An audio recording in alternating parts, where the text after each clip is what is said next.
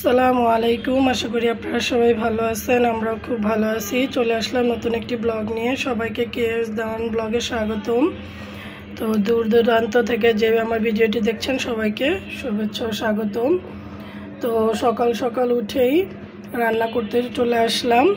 তো এইখানে পাবদা মাছ নিয়ে নিয়েছি, সাথে এই যে বড় বড় নদীর চিংড়ি মাছটাও কিন্তু নদীরই। তো এই নদীর মাছগুলো আজকে রান্না করব। সাথে আমি চিংড়ি মাছ দিয়ে পুঁই শাক রান্না করব। তো আমি এই যে এখানে পাবদা মাছগুলো কেটে ধুয়ে একদম দেখেন পরিষ্কার করে নিয়েছি। অনেক সুন্দর করে পরিষ্কার করেছি, একদম সাদা করে নিয়েছি। এখন এগুলোকে হলুদ মাখিয়ে আমি আগে ভেজে নেব তরকারি রান্না করার জন্য, মানে মাছটা ভুনা করব। তো স্পেশাল এই পাবদা মাছের সাথে চিংড়ি মাছের ভুনাটা দেখার অনুরোধ রইল, ভিডিওটি সম্পূর্ণ দেখার অনুরোধ রইল না টেনে। তো সবাই শুরু করছি, সবাই দেখতে থাকুন, পাশে থাকুন। তো এখানে আমি কড়াইটা বসিয়ে দিয়েছি। এখন আমি এখানে তেলটা দিয়ে দেবো। তো কড়াইতে তেলটা দিয়ে দিয়েছি, তেলটা গরম হতে দিয়ে দিলাম। একটু ভালো করে গরম হলে তারপর আমি মাছটা দেবো, হয়তো কিন্তু মাছটা ভেঙে যেতে পারে। পাবদা মাছ কিন্তু একদম নরম মাছ, ভেঙে গেলে একদম খুলে ভর্তা হয়ে যাবে। আর এখানে আমি মাছের উপরে একটু হলুদ আর একটু লবণ দিয়ে মাছটা মাখিয়ে নিচ্ছি। অল্প পরিমাণের লবণ দিলাম, হলুদও অল্প পরিমাণের দিলাম। এখন আমি মাখিয়ে নেব মাছটা সুন্দর করে। তো এই মাছ কাঁচা থাকতেই দেখেন অনেক পাতলা আর এমন নরম যা বলার বাইরে। তো তেলটা যদি ভালো করে গরম না হয় তাহলে একদম ভেঙে চুরে অবস্থা খারাপ হয়ে যাবে। একটু বেশিক্ষণ আমি তেলটা গরম করে নেব, যাতে মাছগুলো দিলে মাছগুলো ভেঙে না যায়।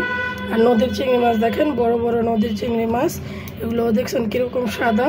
এগুলো খেতেও কিন্তু খুব দারুণ লাগে, খুব ভালো লাগে। সাথে দুই একটা বাইলা মাছ একটু আছে। তো পাঁচমিশালি মাছ বলা যায় না, পাবদা মাছেরই সাথে আমি চিংড়ি মাছগুলো দিলাম আমার মেয়েদের জন্য, সেজন্য আমি চিংড়ি মাছগুলো দিলাম।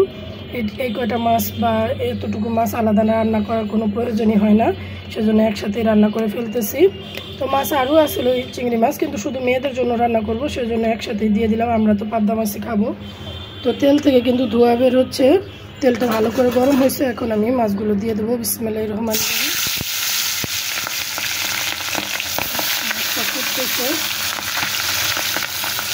সাবধানে সবাই, তেলের কাজ একটু সবাই সাবধানে করবেন। সব মাছ দিয়ে দিয়েছি, পাশে আমি চিংড়ি মাছগুলো দিয়ে দিলাম, একসাথে ভেজে নেব। তো তেলটা ভালো করে গরম হয়েছে দেখেন, মানে মাছগুলো লেগে যাচ্ছে না, একসাথে ভেজে নিই। তো মাছটা ভাজা হয়ে গেছে, এখন আমি উঠিয়ে নেব। আস্তে করে উঠাচ্ছি, ভেঙে গেলে আবার সমস্যা।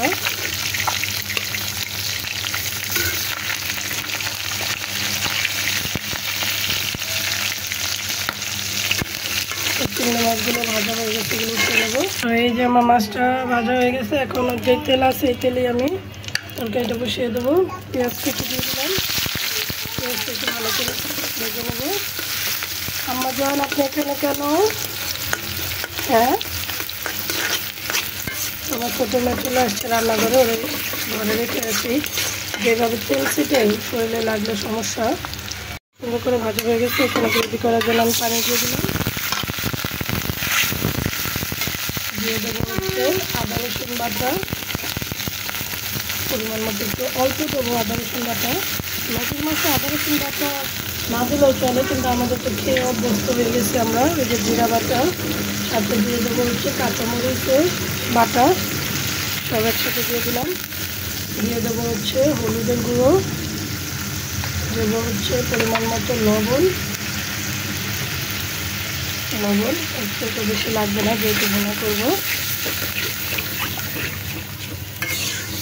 তো মরিচের গুঁড়ো আপনারা চাইলে দিতে পারেন, আমি একটু সামান্য পরিমাণ দেব। এখানে একদম সামান্য পরিমাণে মরিচের গুঁড়ো দিচ্ছি একটু রং হওয়ার জন্য। আমি এর সাথে একসাথে টমেটোটা দিয়ে ঢাকনা দিয়ে ঢেকে একটু কষিয়ে নেব, টমেটোটা সহ মশলাটা। তো ঢাকনাটা উঠিয়ে নিলাম, সুন্দর করে কষানো হয়ে গেছে।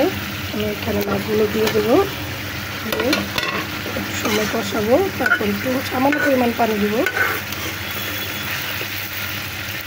বেশি না করা যাবে না।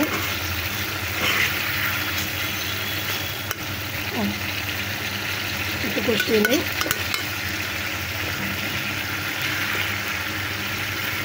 পাবদা মাছটা খেতে কিন্তু খুবই দারুণ লাগে, আমার কাছে খুব ভালো লাগে। আপনাদের কেমন লাগে অবশ্যই কমেন্টের মাধ্যমে জানাবেন। আর আমি যেভাবে স্পেশালিভাবে রান্না করতেছি, তো এটা স্পেশাল বলা যায় আবার বলাও যায় না, কারণ আমরা সাধারণত এইভাবেই অনেকে রান্না করি, আবার অনেকে অন্যরকমভাবেও রান্না করি। আমি তো সব কিছু এভাবে কষিয়ে একদম রান্না করি। তো কেমন হলো অবশ্যই কমেন্টের মাধ্যমে জানাবেন। একটু কষিয়ে তারপর সামান্য পরিমাণ পানি দিয়ে দেবো। তো আমার কষানো হয়ে গেছে, নিচে কিন্তু লেগে যাচ্ছে। আমি এই যে সামান্য পরিমাণ পানিটা দিয়ে দিলাম, এখন কিছুক্ষণ রেখে দেবো। একটু টেনে আসলে আমি নামিয়ে নেবো। আর একটু দেখবো একটু পরপর যাতে নিচে লেগে না যায়। আমি বেশি একটা ঝোল রাখবো না, বোনাতে বেশি ঝোল রাখলে দেখা যায় মাছ সব খাওয়া হয়ে যায়, সেই জলের তরকারিটা ফেলানো যায়। সেজন্য আমি একদম কষা কষা করে ফেলবো যাতে তরকারিটা না ফেলা যায়। একদম মাখা মাখা আমার পাবদা চিংড়ি মাছের ঝোলটা হয়ে গেছে। এখন এটা আমি নামিয়ে নেব। তো এই যে পুঁই শাক রান্না করার জন্য আমি তেল গরম দিয়ে দিলাম। তো আমি এখন এখানে পেঁয়াজটা দিয়ে দেবো। তো তেলটা বেশি গরম হয় না, পেঁয়াজটা আগে ভেজে নেব সুন্দর করে। তো পেঁয়াজ ভাজা হয়ে গেছে, আমি গ্রেভিটার জন্য পানি দিয়ে দিলাম। সামান্য পরিমাণে আদা রসুন বাটা দিয়ে দিলাম, জিরে বাটা, তারপর দিয়ে দেবো হচ্ছে কাঁচামরিচ বাটা। একসাথে আমি শাকের তরকারি বেশিরভাগ কাঁচামরিচ বাটা দিয়ে রান্না করি। আমি কোনো রকম কোনো গুঁড়াম ইউজ করি না শাকে রান্না করার সময়, কোনো শাক রান্না করার সময় না। একটু সামান্য পরিমাণ হলুদ আর দিয়ে দেবো হচ্ছে পরিমাণ মতো লবণ, একসাথে দিয়ে দিলাম। এখন আবার চিংড়ি মাছগুলো দিয়ে দেবো। তো মেয়েকে গোসল করে রেখে আসছি, সে এখন শুধু মা মা করে রাখতেছে। যত সমস্যা সব গোসল করানোর সময়, এছাড়াও কোনো সমস্যা নেই। তো এটা হতে থাকুক, আমি মেয়ের কাছ থেকে চলে আসি। তো এই যে মশলাটা সুন্দর করে কষানো হয়ে গেছে, এখন আমি পুঁই শাক দিয়ে দেবো। তো এই যে সম্পূর্ণ পুঁই শাকটা দিয়ে আমি নাড়াচাড়া করে নিয়েছি, এখন আমি ঢাকনাটা দিয়ে ঢেকে দেবো।